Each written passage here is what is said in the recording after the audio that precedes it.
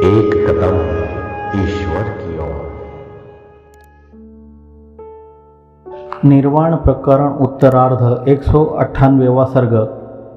प्रबुद्ध पुरुषों की निर्विक्षेप सुख स्थिति में सर्वत्र समदर्शन ही हेतु है, यह वर्णन। श्री वशिष्ठ जी ने कहा, वत्स श्री रामचंद्र जी, बोध दृढ़ बनाने वाली निर्विक्षेपता की सिद्धि के लिए कुछ कहे जा रहे रहस्य को आप पुनः सुनिए। शंका, जो बात पुनः पुनः उपशम प्रकरण में कही जा चुकी है उसी का यहाँ क्यों वर्णन करते हैं?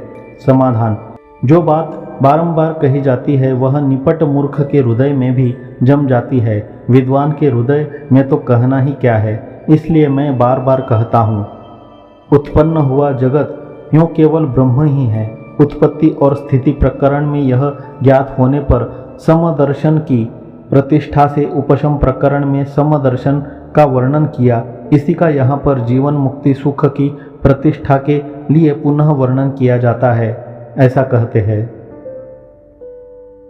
हे रघुवर, पहले मैंने आपसे स्थिति प्रकरण का वर्णन किया जिससे उत्पन्न हुआ यह जगत इस प्रकार केवल भ्रांति मात्र है, यह ज्ञान होता है। उसके पश्चात उपशम प्रकरण में वर्णित युक्तियों द्वारा मैंने जगत में उत्पन्न हुए व्यक्ति को अत्यंत उपशमवान होना चाहिए, यह बात उपशम प्रकरण में कही है। उस शांति प्रकरण में कहे गए उपशम के क्रमों से परम शांति को प्राप्त होकर इस प्रकरण में कहे जाने वाले निर्वाण सुख में संताप रहित होकर रहना चाहिए। ज्ञातव्य परम ब्रह्म को पा चुके तत्वज्ञानी को सांसारिक व्यवहारों में जिस प्रकार व्यवहार करना चाहिए वह थोड़ा बहुत रहस्य आपको हमारे मुंह से सुनना बाकी है, उसे मैं कहता हूँ, यह अर्थ है। जगत में जन्म पाकर बाल्यावस्था में ही अर्थात आपकी सी छोटी अवस्था में ही जगत की इस वास्तविक स्थिति का परिज्ञान कर आगे कहे जा रहे प्रकार से विक्षेप शून्य होकर रहना चाहिए। हे निष्पाप श्री राम जी, सबका सौहार्द अर्थात मैत्री उत्पन्न करने वाली, सबको आश्वासित करने वाली समता का अर्थात सकल जीवों में एक आत्मा के दर्शन से गुण दोष दर्शन रूप वैषम्य शून्यता, अपने शरीर के समान सबका सुख दुख दर्शन और सकल विषमताओं से शून्य ब्रह्म दृष्टि का पूर्ण रूप से अवलंबन कर इस संसार में विचरण करना चाहिए। समता रूपी सुंदर लता का सुफल परम पवित्र संपूर्ण बाह्य संपत्तियों से मनोहर और सकल कल्याण गुणों का वर्धक है।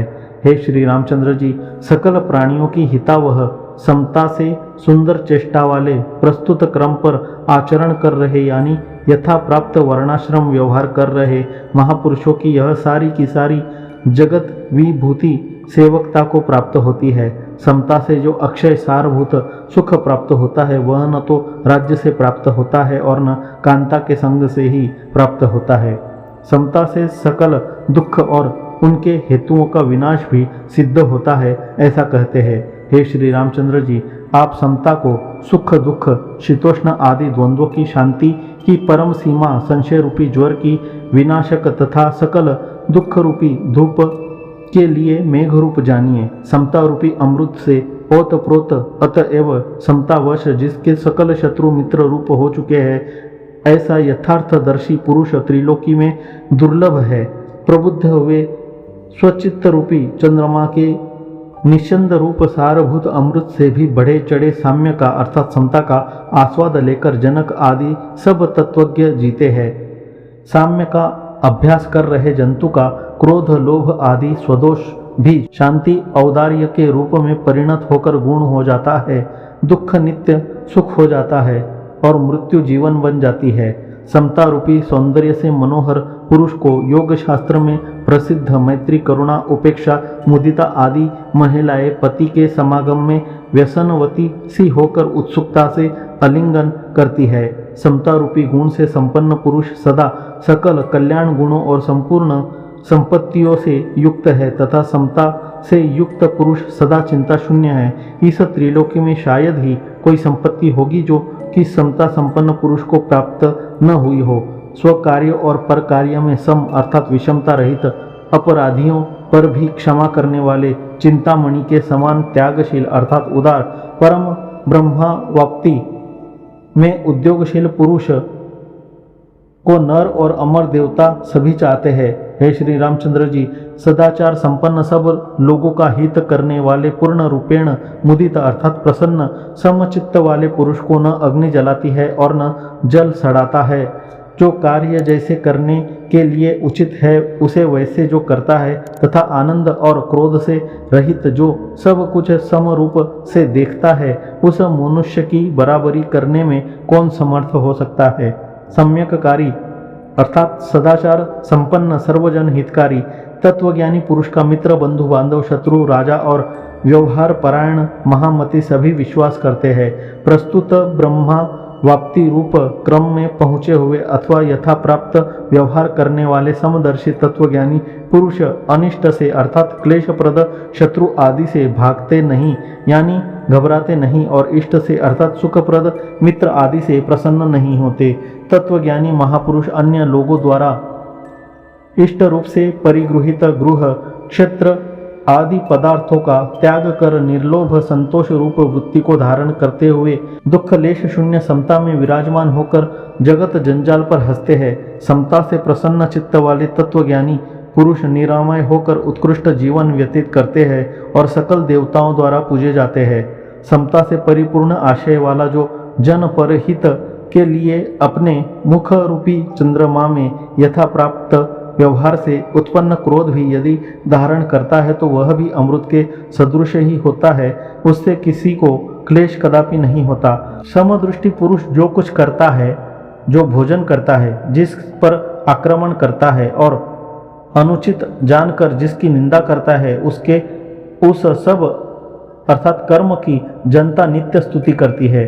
समदृष्टि द्वारा किया गया कार्य चाहे शुभ हो अथवा अशुभ हो, चाहे चिरकाल में किया गया हो अथवा आज किया गया हो, उस सब का सब लोग पूर्ण रूप से अभिनंदन करते हैं। लगातार घोर महान सुख दुखों के उपस्थित होने पर भी समदृष्टि पुरुषों के चित्त में तनिक भी उद्वेग नहीं होता। राजा शिवी ने इस समदृष्टि के कारण शरण में आए हुए कबूतर की रक्षा के लिए कबूतर के मांस के बदले में अपना शरीर काटकर प्रसन्न बुद्धि से अपना मांस दे डाला था। श्री रामचंद्र जी विषमता से रहित अंतःकरण वाले राजा युधिष्ठिर अपने सामने शत्रुओं द्वारा केशपाश और वस्त्रों के आकर्षण द्वारा क्लेशित प्राणों से भी प्रियतम अपनी पत्नी द्रौपदी को देखकर मोह को प्राप्त नहीं हुआ। समबुद्धि से ही त्रिगर्त देश के अधिपति ने सैकड़ों मनोरथों से प्राप्त अपने एकलौते पुत्र को, जिसे वाग्युद्ध में वह हार चुका था, यानी जो राक्षस द्वारा जीता गया था, बिना हिचकिचाहट के राक्षस को दे डाला। उत्सव के सिलसिले में खूब सजाई गई नगरी के जलने पर राजाओं में सर्वश्रेष्ठ महाराजाधिराज जनक सम ही रहे, यानी उनमें किसी प्रकार की विषमता नहीं आई। समदृष्टि वाले साल्वराट ने तुम्हें मुंह मांगी दक्षिणा दूंगा इस प्रतिज्ञावश ब्राह्मण के लिए बेचा गया, यानी दिया गया अपना सिर कमल के पत्र के समान तुरंत काट डाला। राजा सौवीर ने समबुद्धि से ही कुंद पुष्पों की राशि के समान शुभ्र कैलाश पर्वत सा ऐरावत हाथी, जिसे उसने इंद्र विजय से पाया था, यज्ञ में ऋत्विजों के वचन से फिर इंद्र को दे डाला। अपना देह यात्रा निमित्त व्यवहार समबुद्धि से ही कर रहे कुंडप नामक शूद्र ने एक गाय को अपनी मजदूरी का पारिश्रमिक बनाकर ब्राह्मण की कीचड़ में फंसी 5 गौवें निकालकर अपनी मजदूरी की कमाई हुई गौ पुष्कर तीर्थ में उस ब्राह्मण को देकर तुरंत स्वर्ग से आए हुए विमान पर चढ़कर दैवत्व प्राप्त किया। कदम्ब वन में निवास करने वाले राक्षस ने प्रचुर साम्याभ्यास से ही सब प्राणियों का विनाश करने वाली राक्षसी वृत्ति का त्याग किया। बाल चंद्रमा के समान सुंदर जड़ भरत ने समबुद्धि से ही भिक्षा पात्र में भैक्ष्य न्याय से प्राप्त अग्नि का गुड़ मोदक अर्थात लड्डू के समान भक्षण किया। यद्यपि धर्म व्याध मृगवध मांस कर्तन आदि क्रूर व्यवहार में परायण था, फिर भी समदृष्टि होने के कारण वह अपना 5 भौतिक शरीर त्याग कर परम पद को सिधारा। कपर्दन नाम का राजर्षि पुरुष होने के कारण अप्सराओं के संभोग में समर्थ था और अप्सराएं भी उस पर प्रेम करती थी। परमोद्दीपक नंदनवन में वह रहता था, फिर भी वह समदृष्टि वश सुस्त्रियों में मोहित नहीं हुआ। वह राजर्षि कपर्दन समचित्त वाला होने के कारण विस्तृत राज्य को तिलांजलि देकर विंध्याचल के दुर्गम्य जलप्राय प्रदेशों में तथा करीर के वनों में निश्चेष्ट होकर चिरकाल तक रहा। जो ऋषि मुनि और देव पूजित सिद्ध पुरुष है, वे उन तपस्या प्रयुक्त क्लेशों और भोगों में समदृष्टि होने के कारण ही उद्विग्न नहीं होते हैं। शिबी आदि राजाधिराज और दूसरे धर्म व्याध आदि साधारण लोग भी समदृष्टिता का दृढ़ अभ्यास करने से महापुरुषों के भी पूजनीय हो गए हैं। ऐहिक और पारलौकिक सुख सिद्धि के लिए और मोक्ष रूप परम पुरुषार्थ में प्रवृत्त होने के लिए मतिमान पुरुष समदृष्टिता से व्यवहार करते हैं। किसी को किसी प्रकार की पीड़ा न पहुंचाने वाला पुरुष मरण की आकांक्षा न करे और जीवन की अभिवांछा भी न करे, किंतु यथा प्राप्त सुंदर व्यवहार करता हुआ विचरण करे। समतावश जो गुण और दोषों को एक से जानता है, जिसकी दृष्टि में सुख दुख तथा ऊंच और नीच योनियां समान है एवं मान और अपमान भी जिसके लिए तुल्य है, ऐसा जीवन मुक्त पुरुष प्राकृत व्यवहारों में भी आसक्ति न होने के कारण पवित्र मूर्ति अतएव प्रकाशमान होकर लोकोपकार के लिए देश विदेशों में विचरण करता है। 198वां सर्ग समाप्त।